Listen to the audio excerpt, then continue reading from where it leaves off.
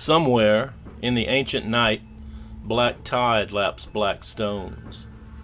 A steep and windswept strand looms upward from the black sea, under the eternal and implacable stars that have kept their watch since the wheel of the sky was young. Rocks, water, eternal pale and flickering light, unchanging things in the unchanging secret of night. Night. That is the time when on earth the codex of the deepest universe stands revealed to those who would stare into the heavens and study and record its most worrying enigmas. It is then that certain truths might be guessed at by the ever-grasping and restless mind of man. Down the black rocks in the darkness, there comes a slip of white, a girl, just becoming a woman, naked, gliding down the step-like stones, her hands held up before her in supplication, her eyes turned upward to the wheeling, deathless glare of the stars, heedless of her danger. Her feet know the way, and she steps down, down without fault or fail, to the ceaseless churning edge of the eternal waters, watched over by the cold and eternal parliament of a million stars, her only shield the ebony cloak of night. She reaches the water's edge and takes yet one more step, out onto the jutting rock, the last call of land, an obsidian outcropping that comes straight up out of the sheer drop-off, naked, slippery feet finding purchase where none should be. The water 100 feet deep and waiting for her on every side.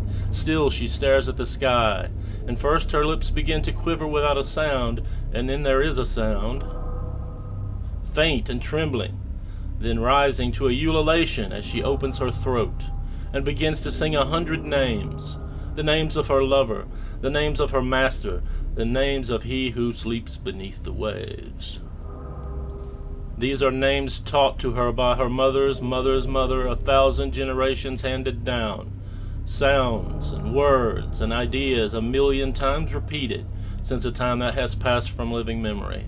Tonight, tonight and only tonight, the song must be sung without falter from beginning to end, naked on the edge of the merciless, ceaseless battering of the sea.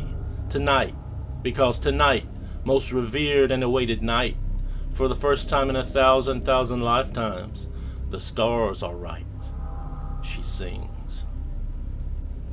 The sounds from her youthful throat are the pollen to the pistil of a long, dormant flower that sleeps in soil old, when the reptile eyes of Earth's first masters open to regard fens and tropics long forgotten in the endless march of time.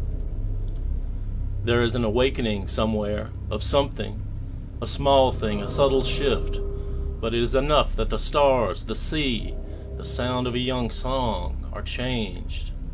Somewhere in the ancient, delving dark, something has not quite awakened, or even yet stirred, but a token has been offered, and somehow on the plaintive, unseelie wind, in response to the evocation has come a convocation somehow, from somewhere, by means unknown.